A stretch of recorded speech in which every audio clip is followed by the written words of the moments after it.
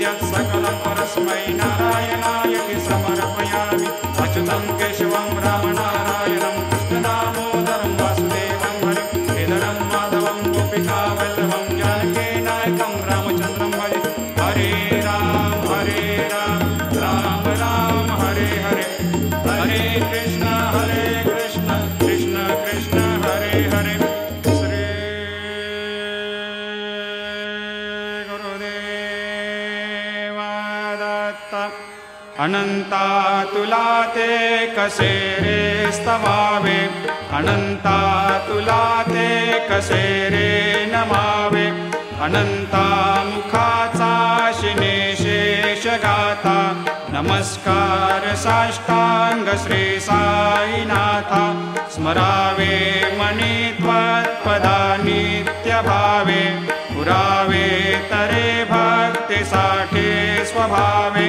तरावे जगातारुणी मायताता,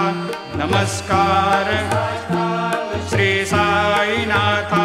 वसे जो सदा दावया संत लीला, दिसे अज्ञ लोकान् परे जो जनाला, परे अंतरे ज्ञान कैवल्य दाता, नमस्कार साष्टांग श्री साईनाथा, बराला धला जन्म हा मानवाचा, नरासार्थका साधनीभूत साचा, धरो साई प्रेमा गळाया अहंता, नमस्कार साष्टांग श्री साईनाथा, धरावे करे सान अल्पज्ञ बाला, करावे अमाधन्य चुंबो निगाला, मुखे गाल प्रेमे पराग्रास आता, नमस्कार श्री साईनाथा, सुराधिक ज्यांच्या पदा वंदिता ते, शुकाधिक ज्यांते समानत्व देते, प्रयागादि तीर्थे पदे नम्र होता, नमस्कार साष्टांग श्री साईनाथा, तुझ्या ज्या पदा पाहता गोप बाले, सदा रंगलेचे स्वरूपे मिळाले, करी रास क्रीडा सवे कृष्णनाथा, नमस्कार साष्टांग श्री साईनाथा, तुला मागतो मागणे एक द्यावे, करा जोडितो दीन अत्यंत भावे, भवी मोहनी राज हातारे आता, नमस्कार श्री साईनाथा, ऐसा येई बा साई दिगंबरा, अक्षय रूपावतारा, सर्व हे व्यापक तो, श्रुतिसारा अनुसया त्रिकुमारा, बाबा येई बा, काशी स्नान जप प्रतिदिवशी, कोल्हापूर भिक्षेशी, निर्मल नदी तुंगा जलप्राशी, निद्रा माहुर देशे, ऐसा येई बा, झोळे लोंबत से वाम करे, त्रिशूल डमरो धारे, भक्तावर दसदा सुखकारे, देशिल मुक्तिचारे, ऐसा येई बा, पायी पादुका जपमाला, कमंडलो मृगछाला, धारण कर सेवा, नागजटा मुकुट शोभतो माथा, ऐसा येई बा, तत्पर तुझाया जे ध्याने, अक्षय त्यांचे सदने, लक्ष्मी वास करे, दिन रजने रक्षसे संकट वारुणी, ऐसा येई बा, या परिध्यान तुझे गुरुराया, दृश्य करी नयनाया, पूर्णानंद सुखे, हे काया लाविशी हरिगुण गाया, ऐसा येई बा, साई दिगंबरा,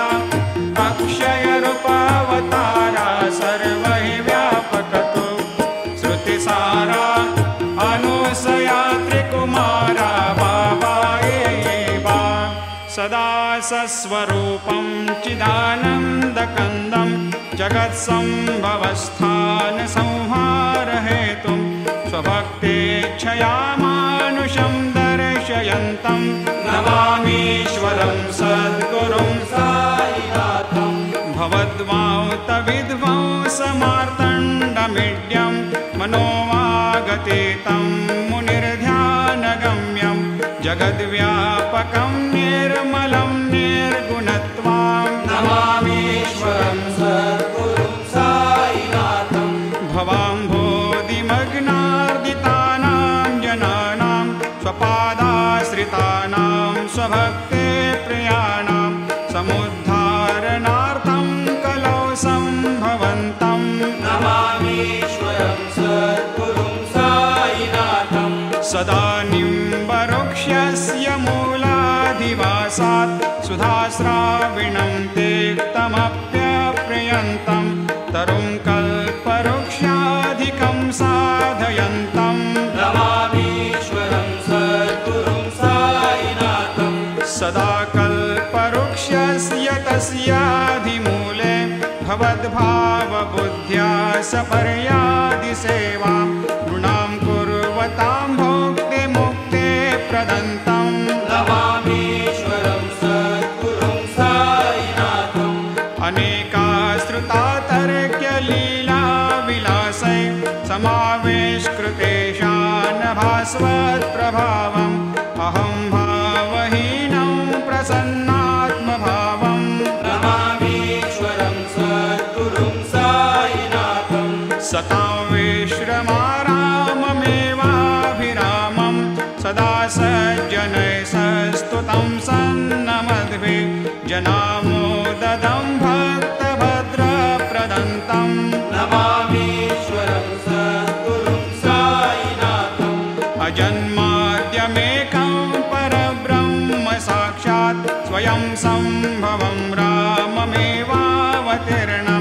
भवद्दर्शनात् सम्पुनीतप्रभोऽहम् नमामीश्वरं सद्गुरुं साईनाथं श्रीसाईश कृपानिधेऽखिलनृणां सर्वार्थसिद्धिप्रदा युष्मत्पादरजप्रभावमतुलं धातापि वक्ता क्षमः सद्भक्त्या शरणं कृताञ्जलिपुट सम्प्रापितोऽस्मि प्रभो श्रीमत्साई परेशपादकमलान् न्यान्यच्छरण्यं मम सायिरोपधर रागोत्तमं भक्तकामविबुधद्रुमं प्रभुं माययोपतचित्तशुद्धये चिन्तयाम्यहमर्निशं मुदा शरत्सुधांशुप्रतिमं प्रकाशं कृपातपत्रं तव साईनाथ त्वदीयपादाब्जसमाश्रितानां स्वच्छायया तापमपाकरोतु उपासनादैवत साईनाथ स्तवैर्मयोपासनिना स्तुतस्त्वं रमेन्मनोन्मे तव पादयुग्मे भृङ्गो यथाब्जे मकरन्दलुब्धा अनेकजन्मार्जितपापसंशयो भवेद्भवत्पादसरोजदर्शनात् क्षमस्व सर्वान्धपरान्धपुञ्जकान् प्रसेद साये सद्गुरो दयानिधे श्रीसाईनाथ चरणामृतपोतचित्तास्तत्पादसेवनरतः सततं च भक्त्या संसारजन्यदुनितोर्धवनिर्गतास्ते कैवल्यधाम परमं समवाप्नुवन्ते स्तोत्रमेतत्पठेद्भक्त्या यो नरस्तन्मना सदा सद्गुरो साईनाथस्य कृपापात्रं भवेद्ध्रुवम् रुसो मम प्रियाम्बिका मजवरी पिता हि रुसो मम प्रियाङ्गना प्रियसुतात्मजा हि रुसो भगिनी बन्धु हि श्वशुरसासुबाई रुसो न दत्त गुरु साई मा मजवरी कधी रुसो न सुनबाई त्या मजन भ्रातृजाया पुसो न प्रिय सोय रे प्रिय सगे न ज्ञाते पुसो सुरदना सखा स्वजननाप्त बन्धु पुसो परि न गुरु साई मा मजवरी कधी रुसो पुसो न बला मुले तरुण हृदयेना पुसो पुसो न गुरु धाकुटे मजन थोरसाने पुसो पुसो न चबले बुरे सुजन साधुहीना पुसो हरे न गुरु साई मा मजवरी कधी रुसो चतुर तत्ववेद विबुध प्राज्ञ ज्ञानी रुसो रुसो हि विदुषे श्रिया कुशल पंडिता हि रुसो रुसो महीपते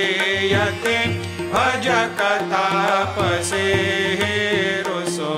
न दत्त गुरु साई मा मजवरी कधी रुसो रुसो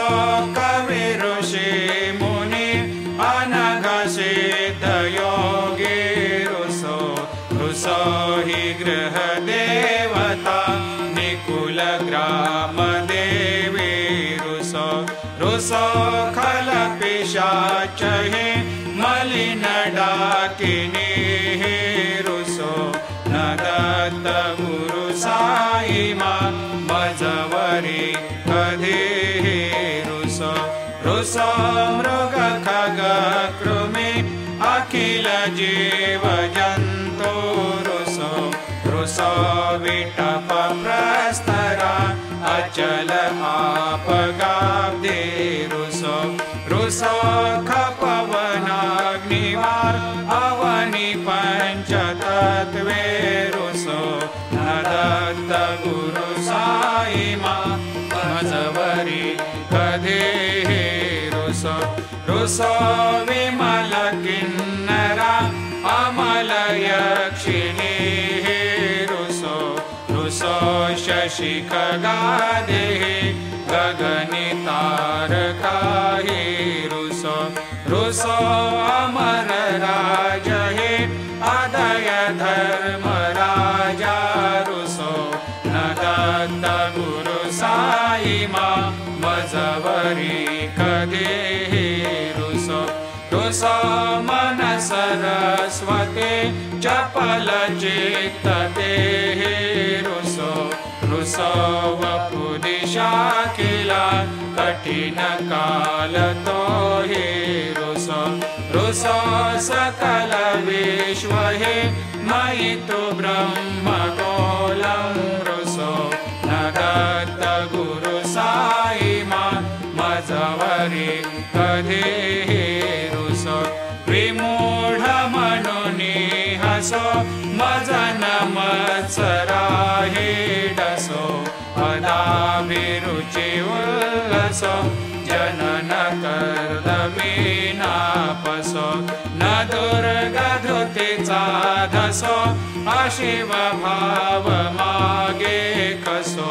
प्रपंची मन हे रुसो दृढ विरक्ति चित्ते ठसो कुणाची घृणा नसो न च स्पृहा कशाची असो सदैव हृदये वसो मनसि ध्यानि साई वसो पदे प्रणय ओरसो निखिल दृश्य बाबादिसो न दत्त गुरु साई मा उपरि नेलारुसो हरि ओम यज्ञेन यज्ञमयजन्त देवा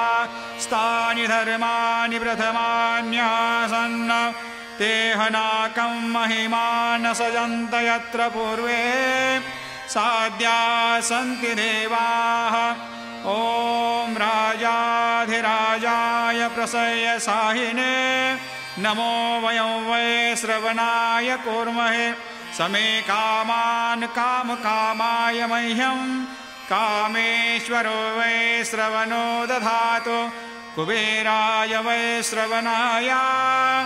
महाराजाय नमः ॐ स्वस्ते साम्राज्यं भोज्यं स्वराज्यं वैराज्यं पारमेष्ठ्यं राज्यं महाराज्यमाधिपत्यमयं समन्तपर्या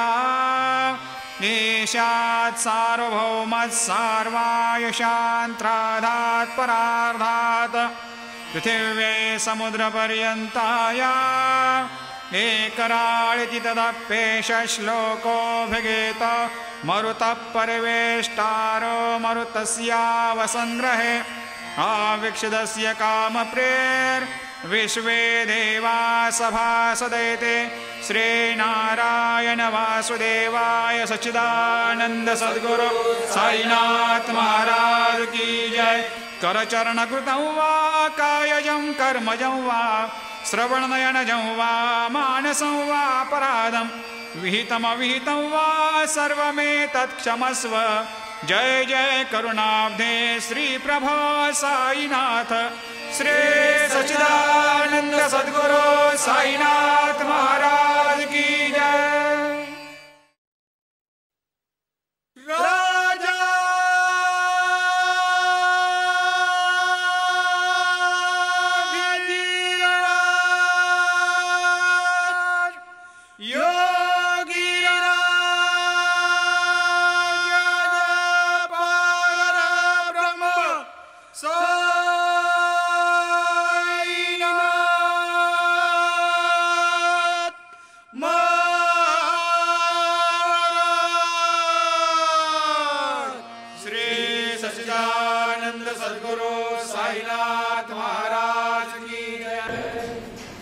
ओम